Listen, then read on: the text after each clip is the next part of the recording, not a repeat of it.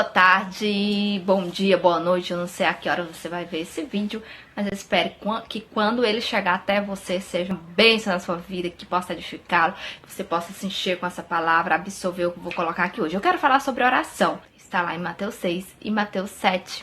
O meu intuito é que você aprenda da palavra comigo, junto comigo, né? Eu também estou em constante aprendizado. Quero começar por Mateus 6. Vou ler alguns versículos dentro desse capítulo, né? No qual Jesus nos ensina a orar, nos ensina a como realmente ser um cristão sem ser um religioso. Jesus ali tá dando ensinamentos de como a gente deve orar, né? Há um padrão, uma receita para se orar? Não, gente, mas é um norte que Jesus nos dá de como realmente nós devemos pedir ao Senhor. E ele vai dar alguns exemplos para que a gente não faça como os religiosos hipócritas faziam, né? É um norte que ele nos dá para a gente não cair nessa tentação de sermos levados a cometer os mesmos erros que ele já condenava naquela época. É Mateus capítulo 6, a partir do 5. Quando orardes, não sereis como os hipócritas, porque gostam de orar em pé nas sinagogas e nos cantos das praças, para serem vistos dos homens. Em verdade vos digo que eles já receberam a sua recompensa. Tu, porém, quando orares, entra no teu quarto e, fechada a porta, orarás a teu pai que está em secreto. E teu pai que vê em secreto te recompensará. E orando, não useis de vãs repetições, como os gentios, porque presumem que pelo seu muito falar serão ouvidos. Os gentios eram o povo que não fazia parte do povo judeu. Era considerado gentios, em outras versões, em pagãos, né? Esse capítulo é um capítulo onde Jesus prega, né, para as pessoas, e ele vai dando ensinamentos da palavra de Deus, né, do Evangelho. Gente, então nesse texto aqui, a gente vê todo o cuidado de Jesus com os ensinamentos, né, ao que verdadeiramente Deus queria das pessoas, mandando o seu filho para que elas entendessem que não era mais aquela forma como elas viviam, mas era um renovo, né, o novo de Deus estava chegando ali. Ele vai ensinar como é o comportamento de uma pessoa que crê mesmo no Evangelho, né, que o Evangelho são as boas novas anunciadas por Jesus. Ele vai nos ensinar sobre isso para que a gente não repita os mesmos erros que os religiosos daquela época. E ele vai ensinar como, quando dá esmolas, não deixe que a tua mão esquerda veja a direita, né? Ele diz aqui, ó. Quando pois deres esmola, não toques trombeta diante de ti, como faz os hipócritas na sinagoga e nas ruas, para serem glorificados pelos homens, gloriando porque está ajudando outras pessoas. Ele vai falar também do jejum, algo que eu quero colocar aqui, gente. O jejum é tão sério, assim, para que você se conecte mais com Deus. Dá uma pergunta para Jesus, por que os discípulos não estavam jejuando? E ele coloca ali que eles não sentem falta dele, da sua presença, eles não sentem falta de nada, eles estão com Jesus e tudo ali era realizado, né? O que eles precisavam, o que era necessário para a vida deles, ali Jesus estava agindo em todo momento e eles não precisavam desse jejum. Aí ele diz, quando for retirado o noivo, né? Que Jesus é considerado noivo daqueles que o amam, né? Vai voltar para a sua noiva, né? Que é a igreja. Quando eu estou aqui presente, mais ou menos isso que ele vai dizer, não tem como ele sentir falta da minha presença, de alguma coisa, né? Então o jejum é tão importante, gente. Muitas coisas estão acontecendo que estão em favor, assim, colaborando mesmo com o que Deus nos colocou. Porque já tem se falado sobre o jejum, os benefícios do jejum. Gente, Deus não coloca nada pra gente que nos faça mal. Tudo que Ele coloca é pro nosso bem. Eu já falei isso outras vezes. Tudo que Deus coloca aqui na palavra dele, eu digo, se a gente conseguisse cumprir tudo que Deus nos coloca aqui na Bíblia, tivesse esse desejo ardente do nosso coração de cumprir e fazer realmente, não teria como a gente viver mal, não teria como as pessoas estarem tão infelizes, tão insatisfeitas com a vida, gente, se mergulhasse, né, sabe, na palavra de Deus, buscando e querendo ardentemente viver isso, colocar essas práticas que Jesus nos ensina.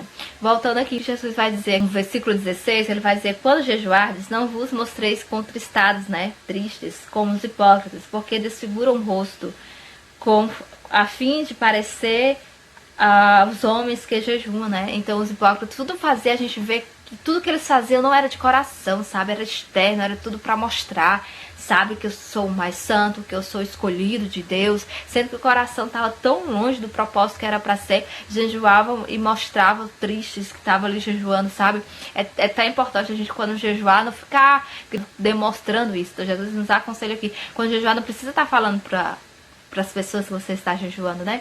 É óbvio, quando você, depois que você jejuma, que tem um testemunho para você falar a respeito disso, não tem problema nenhum. Ou numa ocasião que as pessoas insistem ali para você comer e você, não, não tem problema, porque Deus conhece o seu coração, a forma que você está colocando, entende? Mas a gente ter cuidado nessa questão de jejuar e querer mostrar para todo mundo que tá jejuando, ai, porque eu tô jejuando, sou mais santo, sabe? Ter esse cuidado também para não sermos tentados a levarmos a viver o externo e não aquilo que realmente é importante, a transformação do coração, que está ali no interno, né? Qual é o teu propósito, a tua comunhão com Deus. Eu vou falar outra coisa aqui a respeito da oração, tá? Em Mateus a gente vê, para que vocês entendam, tem uma ligação, né?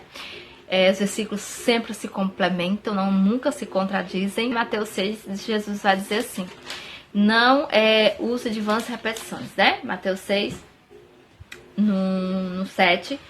E orando não useis de vãs repetições, né? Vãs, já tá dizendo vãs, gente. É aquele tipo de oração que as pessoas só repetem aquilo, se torna, sei lá, vazio. Mas o que Jesus nos ensina é isso. A oração do Pai Nosso, apenas a oração do Pai Nosso como modelo. Tá aqui em Mateus 6, 9. Portanto, orais, Pai Nosso que estás no céu, santificado seja o teu nome, seja feita a tua vontade, assim na terra como no céu. O pão nosso de cada dia dai-nos hoje e perdoai-nos as nossas dívidas, assim como perdoamos aos nossos devedores. E não nos deixe cair em tentação, livra-nos do mal. Amém. Jesus nos dá um modelo de oração, livramento, força para perdoar. Quando a gente perdoa, Senhor, porque a gente é o entendimento que Ele traz à mente. Se a gente não perdoar, é tão sério a questão do perdão, Ele não vai nos perdoar. Perdoa-nos. E perdoa-nos as nossas dívidas. A gente tem dívida todo dia com Deus, né, gente? Assim como nós temos perdoado os nossos devedores. Isso nos traz a consciência que nós temos o dever. Não é uma opção, gente, é o dever de perdoar. É fácil, não. Por isso que Jesus coloca dentro das orações. Não é fácil perdoar. Que nos magoa, né? É muito difícil.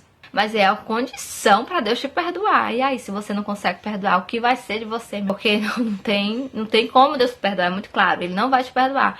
Aí vamos aqui no capítulo 7. Jesus vai dizer aqui, pedi e dá-se-vos-á, buscai e achareis, batei e abri-se-vos-á. Pois todo o que pede recebe, o que busca encontra, e a quem baixa abri-se-lhe-á. Então, gente, Deus quer nos dar e a gente pode repetir sim aquilo que a gente deseja. Batei-vos a porta. Pede até você receber, tá? Que uma hora Deus vai tirar do teu coração esse desejo se não for da vontade dele, porque Ele vai dar também conforme a sua vontade, né? Então, assim, não é a questão que está aqui em Mateus, que aqui fica muito claro, né? Porque quando você lê o versículo de Mateus, você pode pensar, nossa, pois eu não vou pedir mais de uma vez, não. Eu não vou repetir, né, esse pedido mais de uma vez, porque ali diz pra gente não usar repetições, né?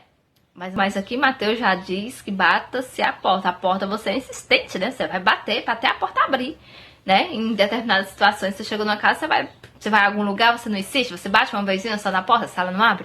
Você vai bater uma, bater duas, bater três, né? Até realmente ver que não tem ninguém e você vai se embora. Mas até ter uma resposta clara que você insistiu ali e não te abriu a porta. Aí que você vai embora, né? Então é essa questão que Jesus está dizendo. Bata-se a porta, ou seja, insista naquilo que você está pedindo. Não desiste de primeira porque você não recebeu, né? Insista, peça, insista, né? Persevere na oração. Então o versículo vai falar isso também, perseverar na oração. Paulo diz, orai sem cessar. Todo tempo você pode estar orando, se você está no seu trabalho, você está em qualquer lugar, você ora com a sua mente. Não precisa estar como os hipócritas nas sinagogas de mão levantada só para serem vistos. A oração é sua com Deus, né? E a oração é muito simples, é só elevar a Deus. O que você tá aqui, o ensinamento do Pai Nosso. É só você pedir o que você está necessitando, é só você pedir o que você precisa a Deus, sabe? Você precisa também ter as suas atitudes alinhadas com os planos, com os ensinamentos de Deus para você, né? Aí ele vai falar aqui do perdão, né? E você pedir conforme a vontade de Deus. Isso que eu queria deixar hoje sobre a oração, tá? Pra gente ter entendimento da palavra de Deus. A aprendermos juntos a cada dia, que você possa realmente ter o desejo de buscar, de orar, né? A oração, gente, é a nossa ponte de comunhão com Deus, sabe? A nossa chave da vitória. Então não desista de orar por aquilo que você tem desejado, por aquilo que você tem sonhado, que os nossos sonhos, os nossos planos estejam alinhados com o de Deus sempre, em nome de Jesus. Amém? Bom resto de domingo pra vocês e até o próximo vídeo.